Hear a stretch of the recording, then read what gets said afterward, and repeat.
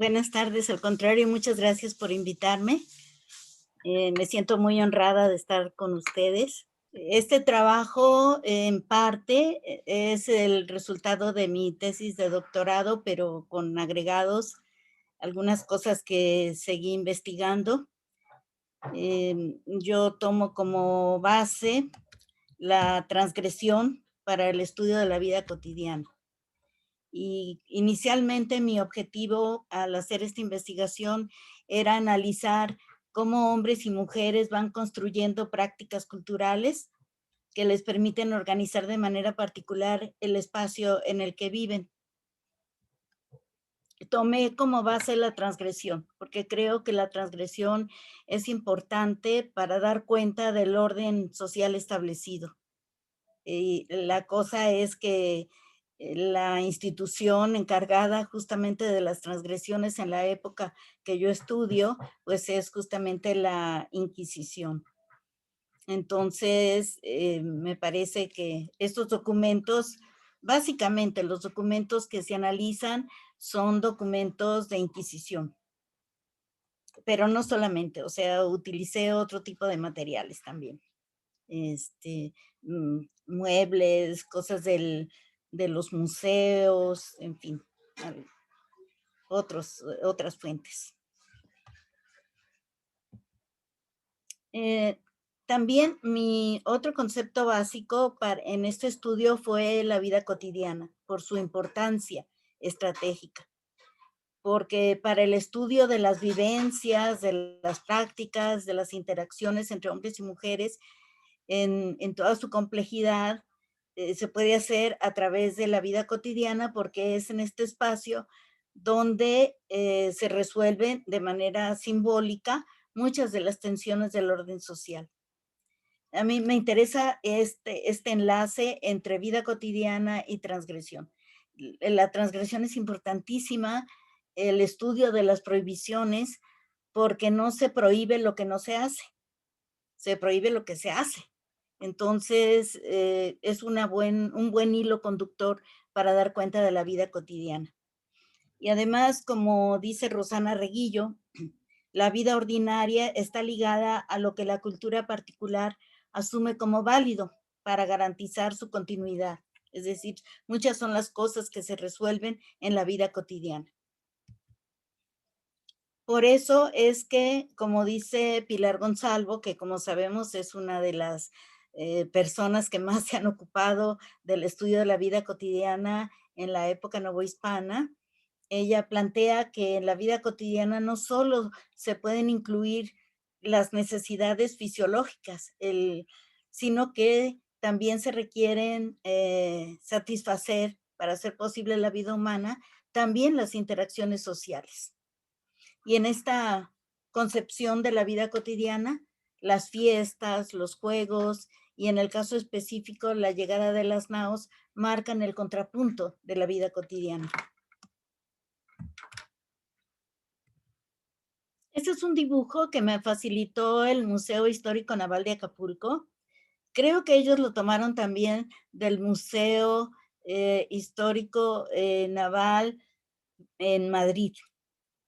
Pero me gusta mucho porque puede observarse cómo la gente acude no solamente a comprar las mercaderías que traen las naos, sino también pues se interesan por las novedades y por otro tipo de transacciones, ¿no?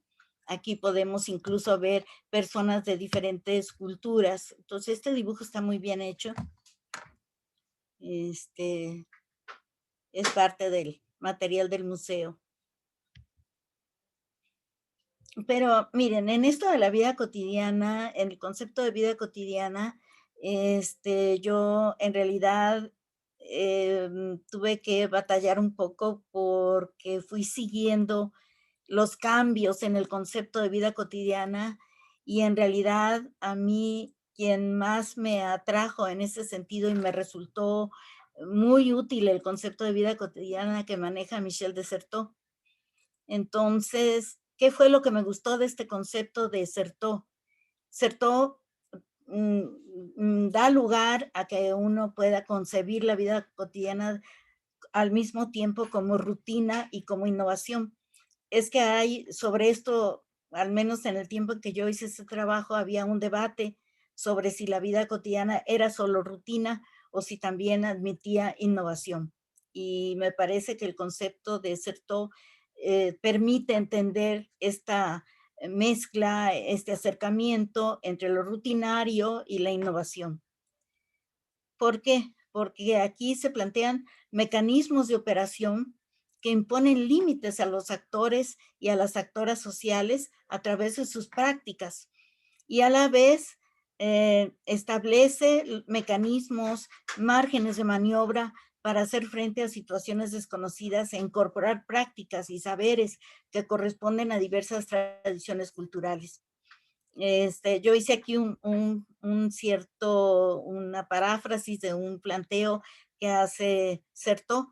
Él no se refiere a la vida a la población de origen africano, sino a los pueblos originarios, pero me pareció que su planteo también era útil para la población de origen africano. Entonces, parafraseando a Certeau, diremos que la población de origen africano utilizó con frecuencia los recursos, las normas, las prácticas, las representaciones que les eran impuestos por la fuerza o por la seducción, pero las hicieron funcionar de otra manera. Y al hacerlo, metamorfosearon el orden dominante. Lo hicieron funcionar en otro registro. Cuando se habla de instituciones en este trabajo, yo lo hago en un sentido más bien antropológico, más bien cultural, y entonces retomo el planteo de Sally y Richard Price. Ellos plantean, que cuando se refieren a las instituciones, que estas son prácticamente las maneras en que los esclavos remendaron su ropa, decoraban sus casas, prepararon su comida, se enamoraron, cortejaron, contrajeron matrimonio, criaron y educaron a sus hijos, adoraron a sus deidades, organizaron sus juegos y otras actividades recreativas y también de esa manera también enterraron a sus muertos. Eso es lo que se va a entender por instituciones. Aquí está un dibujo que representa supuestamente Acapulco. Bueno, es un poco siguiendo las normas de los dibujos de la época. Supuestamente es lo que ve una persona montada a caballo con atuendos de la época. Obviamente que no corresponden a Acapulco, porque si trajera estos atuendos hubiera muerto de calor aquí en Acapulco. Bueno. Otra cosa que me gusta de estos planteos de Michel de Certeau es que Michel de Certeau dice que no todas las personas tienen un lugar propio, un ambiente propio en la sociedad. Y él habla entonces de que se pueden realizar estrategias solo desde un lugar propio y que las personas que no tienen un lugar propio en la sociedad acuden a las tácticas. Y él define las tácticas como el arte de hacer jugadas en el campo del otro. Bueno, esto es eh, cuando yo estaba, digamos, coqueteando con Michel de Certeau, en realidad yo decía como un espacio propio, ¿no? Mi idea más cercana de espacio propio era lo que dice Virginia Woolf, ¿no?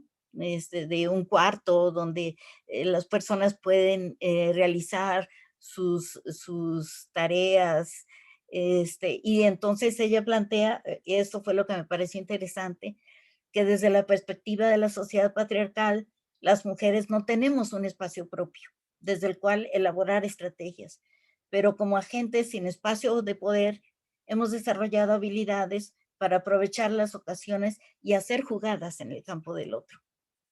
Y esta idea me parece que es entender un poco más a profundidad lo que plantea Virginia Woolf. Y además me da margen a la utilización del método indiciario de Ginsburg, que es el que yo utilizo en este trabajo. Los principales actores y actoras de la vida cotidiana en Acapulco son hombres y mujeres de origen africano. Bueno, Por eso estas personas pues no tenían un espacio de poder en Acapulco. Y entonces por eso decimos que estas personas acudieron a generar sus propias instituciones, acudieron a tácticas. Entonces aquí vemos algunas de las actividades que realizan este tipo de personas, como es, por ejemplo, el subir a las palmas de coco, ¿verdad? Y aquí, o vender comida, ¿no? Que fue varias de las actividades más usuales. Aunque yo encontré en los expedientes que revisé el caso de una mujer que trabajaba en un hospital, el Hospital de los Hipólitos, y que tenía una situación un tanto diferente. Sobre el origen, este, de los habitantes de Acapulco y de la Costa Chica, existe un amplio debate. Bueno, la población considera que llegaron en un barco que naufragó y que, bueno, llegaron allí la mayoría de las personas de origen africano que habitan la región y que básicamente la mayoría se encuentran en San Nicolás. Eh, el Museo Histórico Naval me regaló este dibujo donde se pueden ver personas esclavizadas. Ustedes pueden ver que aquí los llevan atados, ¿no? Y por el pelo ensortijado, uno puede pensar que se trata de personas de origen africano. No hay total certeza, porque podemos decir, bueno, son papúas, ¿no? Que también tiene el pelo ensortijado. Pero pensando en la trata portuguesa, sabemos que la trata portuguesa, pues comerció sobre todo con Mozambique, con esta parte de África. Llevaron a estas personas hasta Filipinas y entonces vemos que hay personas que pueden provenir de Mozambique. Teníamos ya indicios. Hay un barrio en Acapulco llamado Mocimba, ¿no? Y justamente un lugar importantísimo en el siglo XVII desde el punto de vista comercial en Mozambique es el lugar desde donde se transportaban eh, mercancías de Mozambique a otras partes del mundo, justamente se llama Mocimba da Praia. Hay además en el Archivo General de la Nación en México reales cédulas y en ellas se da instrucciones oficiales reales sobre esclavos filipinos, o sea, no solamente llegaron a Acapulco esclavos de origen africano, sino también esclavos filipinos. Y yo me encontré, bueno, más bien una persona me dijo que en el archivo histórico de Colima había un caso de un esclavo que habían vendido en Acapulco y que venía de Mozambique. Eso a mí me dio realmente muchísimo gusto y le pedí a la persona que me dijera de dónde había sacado esa información y me encontré con la novedad de que una persona que estuvo encargada del archivo histórico de Colima había publicado los expedientes históricos que tenía en su, en el archivo de Colima y resulta que ahí está el caso de Pedro, que fue traído de Mozambique, vendido en Acapulco. Entonces, Acapulco era sumamente importante en ese tiempo, ¿no? Incluso desde una perspectiva territorial, pues se puede decir que era una especie, Acapulco era una especie de bisagra que unía por una parte a México con Filipinas, pero lo podemos ampliar y decir, bueno, Sevilla, ¿verdad? Sevilla, Veracruz, Acapulco y Filipinas. Entonces, es una bisagra Acapulco, tiene muchísima importancia desde el punto de vista económico y territorial. Ya dije que tomé como base documentos inquisitoriales y revisando los documentos inquisitoriales, uno puede ver qué tipo de personas estaban allí. Eh, y fíjense que los delitos que se presentan no son iguales los delitos cometidos por hombres que los cometidos por mujeres. Por ejemplo, acá hay el punto más alto lo ocupan los delitos de reniegos y blasfemias, lo cual es comprensible. Primero porque es un modo cotidiano de hablar, ¿no? Y sabemos que los españoles son un poco proclives a ciertas expresiones que yo creo que para la iglesia en aquel entonces pues sonaban bastante pecaminosas. Y los reniegos pues obviamente son normales, ¿no? En una colonia. Otros aspectos son otros credos, y la hechicería, pero si ustedes se fijan en el caso de los hombres, la hechicería ocupa un lugar muy, muy pequeño. ¿Quiénes eran por sus oficios? Tampoco es igual los datos de los hombres que de las mujeres. En el caso de los hombres hay soldados, hay muchos soldados, pues hay un fuerte, ¿no? Hay comerciantes, hay curas, hay funcionarios, hay marineros y hay también una parte, pues que no se escribió el oficio de la persona acusada frente a la Inquisición. Pero sí, lo más abundante son los soldados y si le juntamos acá los marineros, pues es la mayoría, ¿no? De las personas que se encuentran registradas en esta época. El caso de las mujeres es especialmente interesante. Primero porque la mayoría de los delitos cometidos por mujeres frente a la Inquisición está la hechicería. Y luego la adivinación. Hay un caso de adivinación. Esta mujer que les digo que trabajaba en el Hospital de los Hipólitos es una mujer de origen africano, se llama Cecilia. Yo tengo por ahí un artículo justamente de Cecilia, que adivinaba cuándo iban a llegar las naos.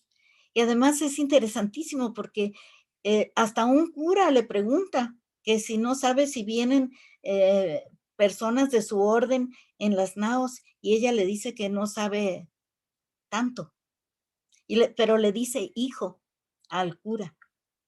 A mí me llamó especialmente la atención esa forma de hablarle a un cura, ¿no?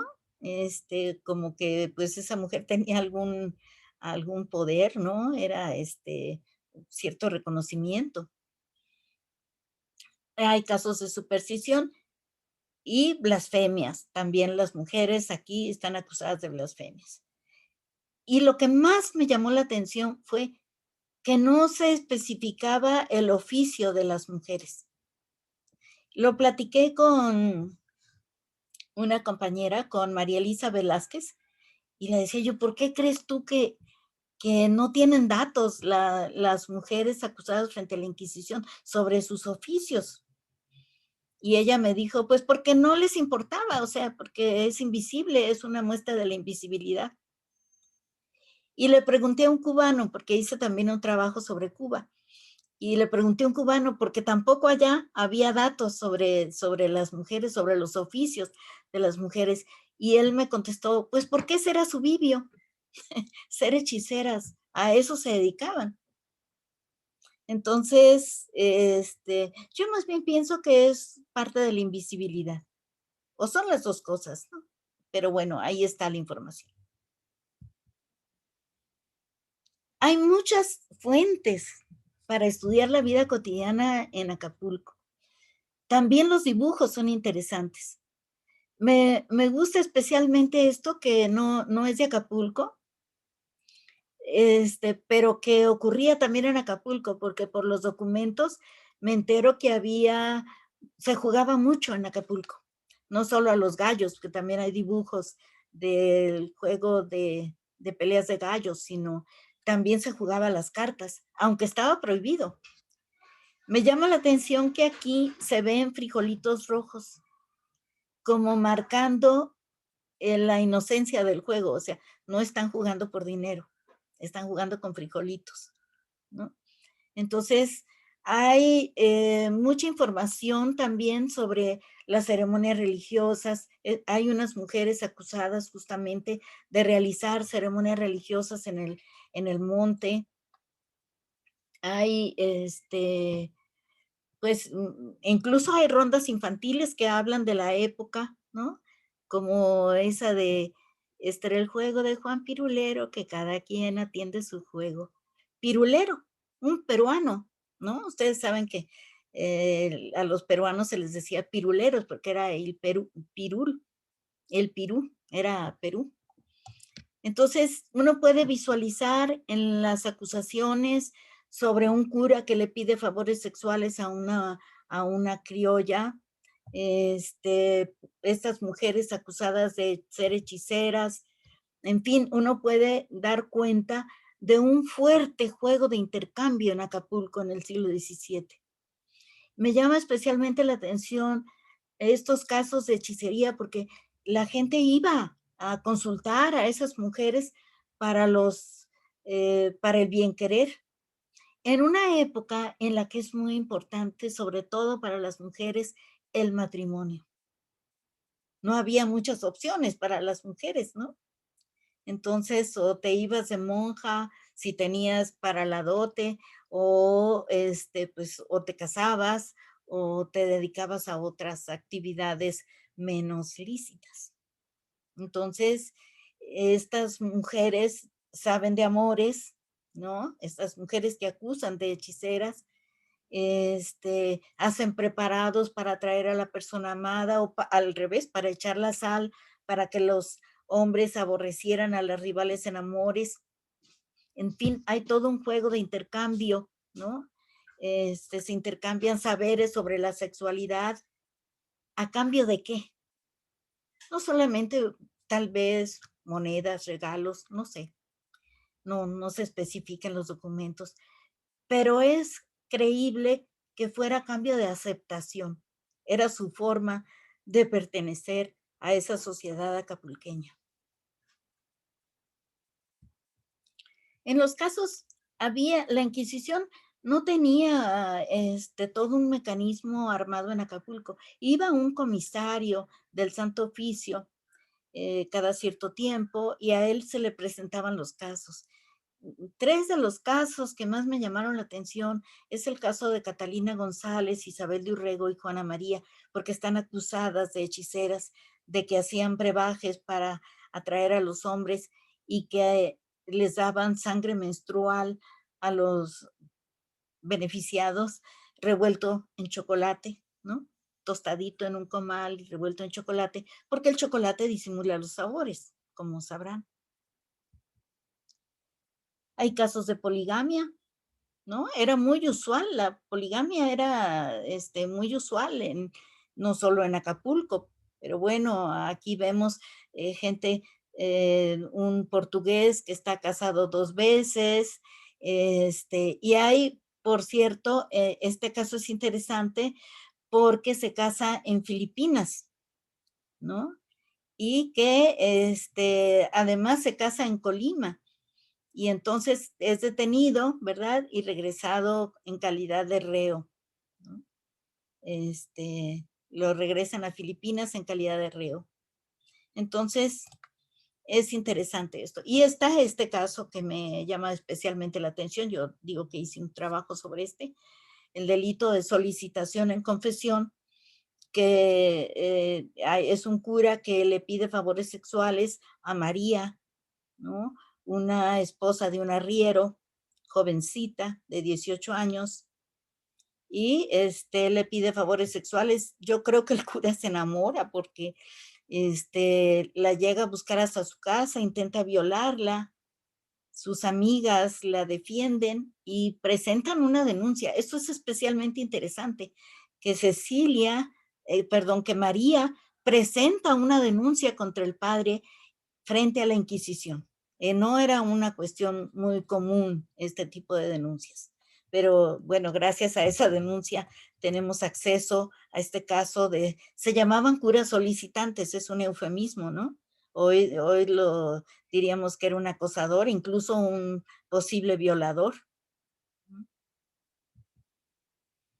Así es que en esta ponencia, como dije, hay dos conceptos que se vinculan, este concepto de transgresión y el concepto de vida cotidiana, porque bueno, como digo, las transgresiones constituyen un medio de visualizar elementos de la cotidianidad del Acapulco colonial.